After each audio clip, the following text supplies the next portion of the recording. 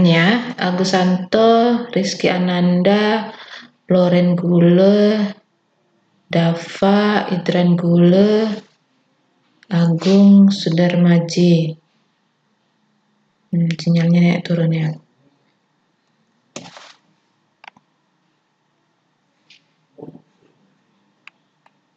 Oke, ini udah kelihatan semua.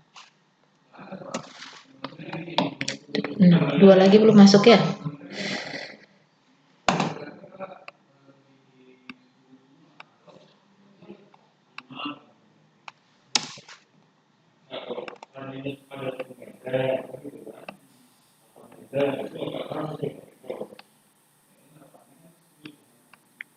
Baik, kita mulai ya. Bismillahirrahmanirrahim. Assalamualaikum warahmatullahi wabarakatuh. Waalaikumsalam warahmatullahi wabarakatuh. Bu. Ya, semangat pagi, salam sejahtera bagi kita semua. Hari ini adalah pertemuan kita terakhir di semester ini dan minggu depan kalian akan masuk kepada ujian akhir semester.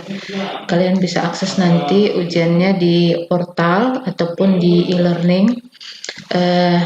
Bentuknya sudah saya sampaikan di pertemuan yang lalu, bentuknya adalah pengumpulan tugas.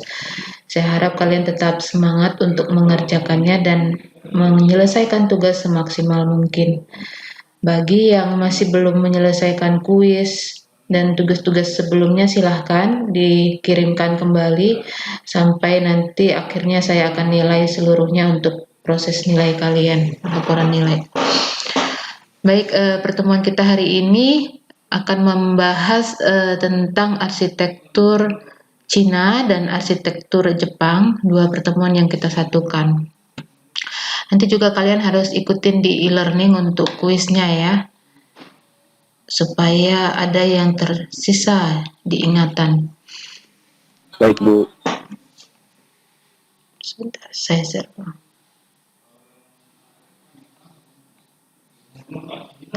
Udah kelihatan sharingnya, sharing screen saya? Sudah, Bu. Oke. Kita mulai dengan arsitektur Cina lebih dulu, atau orang di Indonesia sudah mengganti istilahnya dengan arsitektur Tionghoa ya. Apa ya bedanya Tionghoa dan Cina ya? Bahasa Inggrisnya China. Oke. Nah, di sini ada yang suku Cina atau keturunan Cina, etnis Cina, atau Tionghoa? Nggak ada ya, tapi tahulah ya, kalian bisa bertemu orang-orang etnis Tionghoa di sekitar kita. Kalau di Medan mungkin konsentrasi penduduknya banyak di daerah mana? Punya teman orang Tionghoa? Punya, Bu. Punya, tinggalnya di mana? Di Medan Kota juga sih, Bu. Medan Kota. Umumnya di Medan Kota, walaupun ada menyebar ya, tapi konsentrasi terpadat itu Medan Kota. Di sini sekalian ada yang tahu Kesawan? Tahu, Bu. Pernah nongkrong malam-malam di sana? Pernah.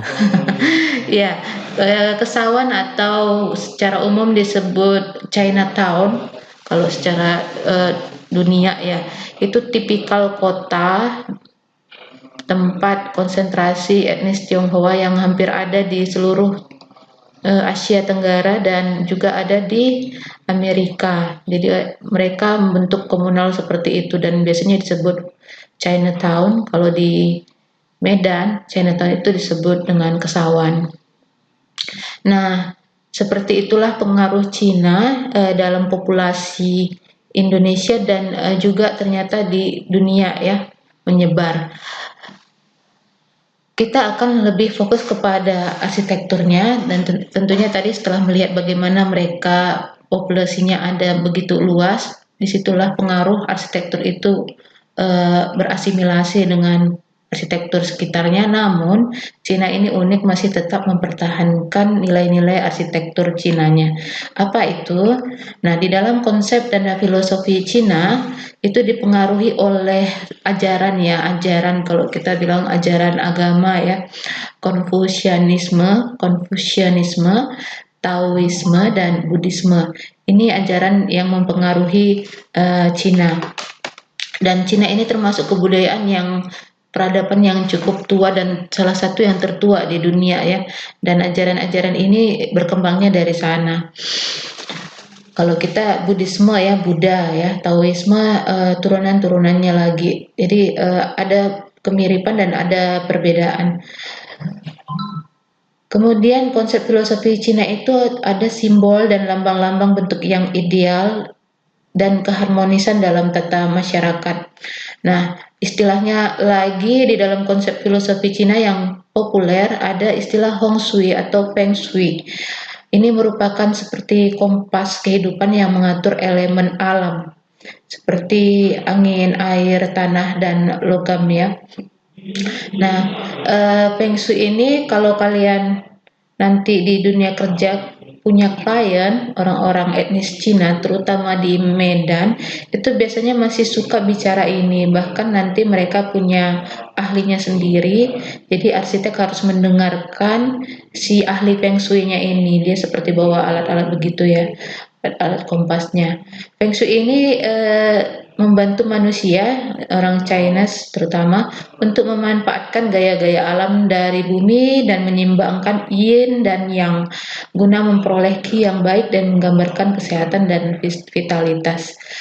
Feng Shui ini kalau di dalam peradaban kita yang lain, suku-suku yang lain sebenarnya ada ya, kesannya dekat ke mistis ya. Ada misalnya kalau kita ya kamar mandi ada budayanya baiknya di luar gitu ya, atau letak pintu di mana, kemudian kita tidak boleh duduk di pintu. Nah, itu contoh-contoh apa ya, ritual-ritual tentang yang berkaitan tentang ruang yang ada di tradisi masyarakat.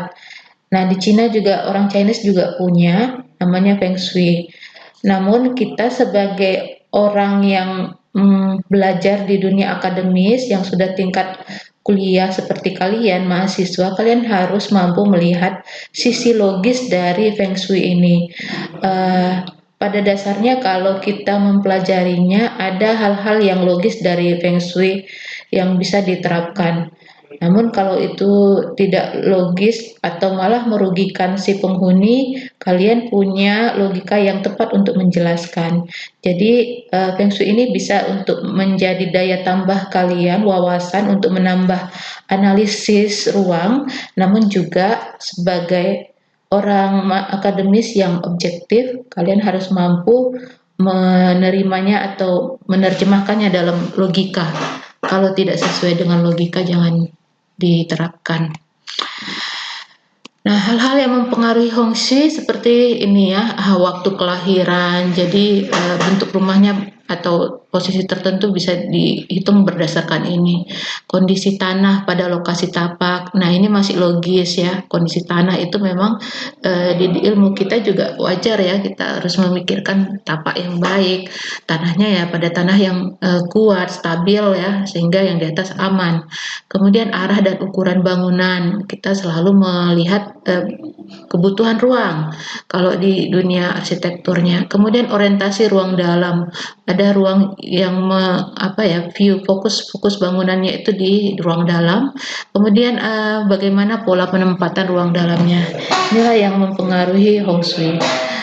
Untuk apa saja yang terkait dengan Hong Shui ini kalian bisa nanti googling apa saja jenisnya. Biasanya ada bentuk-bentuk tertentu, misalnya pintu tidak boleh dalam bentuk lengkung karena itu sama dengan kuburan dan biasanya penghuninya akan sial begitu ya. Atau posisi rumah di persimpangan jalan yang posisi tusuk sate, itu adalah filosofi Hong Shui biasanya. Dan banyak contoh lain. Nah, ciri khas di arsitektur Cina dari asalnya sendiri ya, di belahan Cina sana, adalah penekanan artikulasi dan simetri bilateral yang berarti keseimbangan. Yin dan yang ya, hitam putih, lingkaran hitam dan putih itu. Nah, sebagian besar arsitektur tradisional mempunyai halaman dan ruang terbuka yang dikelilingi oleh bangunan. Kita nanti bisa lihat di dalam gambar ini ya. Nah, ada courtyard-nya di sini. Kompleks perumahan Cina. Balik dulu, kemudian ada Skywell ya, sebuah halaman yang relatif tertutup. Nah, untuk tadi potensi lahannya sebenarnya dalam sudut pandang penataan kota, Cina itu sangat memikirkan Hong Shui tadi ya. Jadi ketika memilih tapak sebuah kota pun mereka juga punya aturannya. Karena memang peradabannya sudah cukup lama ya dan cukup tua. Seperti ini ya, mereka simbolkan ada harimau dan naga dan di mana pintu gerbangnya. Nah, di dalam arsitektur Cina kita juga ada hierarki ya. Hierarki yang didasarkan pada penempatan yang cermat di mana lokasi bangunan pada sebuah kompleks. Nah, bangunan yang menghadap pintu depan dianggap lebih penting daripada yang di sisi lainnya. Sedangkan yang menghadap ke selatan itu bersifat pribadi, private, dengan pencahayaan matahari yang lebih tinggi. Dan menghadap timur dan barat umumnya untuk anggota keluarga yang lebih muda. Sedangkan bangunan bagian depan biasanya untuk pegawai dan pembantu. Oke. Nah, mungkin kalau melihat pola ini, kalian bisa terbayang bagaimana pola rumah di Bali ya yang kita kemarin diskusikan. Dia sebuah kompleks dengan ada halaman dan ada fungsi-fungsi yang khusus. Nah, di Cina fungsi-fungsi ini berdasarkan Hong Shui tadi. Timur, barat, dan selatan itu ada makna dan penempatannya. Nah, untuk konstruksi yang arsitektur Cina era klasik ya, itu menggunakan bahan-bahan yang di sekitarnya. Itulah ciri arsitektur vernakular ya, memanfaatkan material lingkungannya. Nah, di arsitektur Cina itu berupa kayu, batu bata, dan batu. Ini adalah gambar pagoda tertua ya, sekitar sebelum Masehi ini ya, sudah begini ininya. Sekitar abad keberapa saya lupa. Nanti kalian bisa cek sendiri. Tapi masih bertahan dengan struktur yang asli. Konstruksi bangunan Cina, bangunan-bangunan tradisionalnya itu sudah beratus-ratus abad ya, dan itu masih bertahan. Padahal mereka juga di posisi yang rawan pernah terkena gempa. Jadi bangunan Cina yang begini rumit termasuk tahan terhadap gempa. Kalau di arsitektur tradisional kita, mungkin kita juga punya rumah adat Nias ya, yang pernah kita lihat bagaimana menghadapi gempa yang besar tahun 2004 lalu. Nah, kalau di Cina ini sudah lebih dari berabad-abad. Kalau Nias masih termasuk arsitektur yang cenderung lebih muda. Karena kalau dilihat sejarahnya, Nias itu justru peradabannya ada dipengaruhi dari Mongol ya, yang membawa bentuk-bentuk seperti ini, tidak jauh berbeda. Nah, kemudian ini gambar arsitektur Cina klasik ya, era-era klasik, Forbidden City ya, kota terlarang, kota tempat kompleks kerajaannya. Kalau kita di Jawa mungkin istilahnya sama dengan keraton ya, yang tidak boleh dimasuki orang. Nah, punya atapnya yang khas mencolok. Nah, arsitektur Cina yang terkenal lagi adalah ya tembok Cina ya, Great Wall, tembok raksasa. Konon katanya bisa terlihat dari satelit ya, namun itu masih konon, tidak terbukti. Namun saking panjangnya tembok ini sampai disebut dengan tembok raksasa ya. Membangunnya pun berabad-abad dan posisinya di atas gunung. Ada yang sudah ke sana ini? Tembok raksasa? Belum ya, masih tembok kampus ya. Ya, mudah-mudahan dipermudah bisa melihat bagaimana kejayaan arsitektur Cina jauh sebelum peradaban kita ya, sampai sebelum Masehi. Nah, ini tadi struktur bisa ada di ciri khasnya di pondasi ya. Di pondasinya ini ada ukiran-ukiran, biasanya ukirannya kura-kura begitu ya. Yang simbol ukiran simbol-simbol ornamen itu ada maknanya.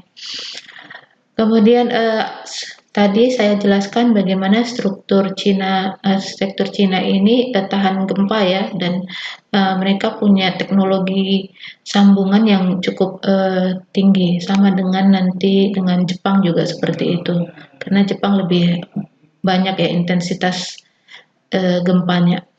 Kemudian atap umumnya yang khas ya, Cina ini atapnya khas, ada bentuk-bentuk yang agak meruncing ke atas. Ini kita lihat bangunan utama dari Forbidden City ya.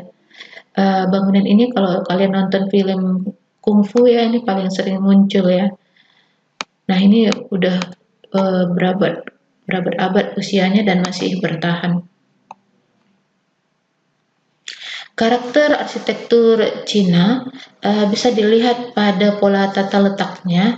Dia tadi kuncinya adalah harmonis ya, keselarasan antara alam dan manusianya. Nah, itu juga bagian dari ajarannya tadi, yang Konghucu, Confucian bahasa Inggrisnya ya, dan Taoisme, dan tadi Buddha. Kemudian keberadaan ada panggung dan teras atau balkon yang digunakan sebagai ruang transisi. Kemudian sistem strukturnya khas, struktur utama mendukung bobot mati atap. Jadi langsung menopang struktur atapnya. Ini contoh gambar ini ya, kumpulan dari tipe atap rumah Cina era klasik. Kemudian ada istilah taokung, penyangga bagian atap yang bentuk khas dari Cina karena keunikannya. Disebut taokung, merupakan bentuk konsol atau cantilever bagian teras sehingga dapat dilihat dari luar. Ujungnya dihiasi oleh kepala singa ya. Di sini bisa kalian lihat yang di sini ya, ujung-ujungnya taokung istilahnya. Kemudian dari bentuk atapnya, nah penggunaan warnanya umumnya menggunakan warna primer atau warna dasar, kuning, biru, putih, merah, dan hitam. Dan itu juga mewakili simbol unsur alam seperti air, kayu, api, logam, dan tanah. Jadi sangat terkait ya dengan simbol-simbol tadi. Kemudian ada juga gerbang ya, gerbang untuk masuk ke rumahnya. Di sini tadi gambarnya ya, ini ya, ada posisi gerbang.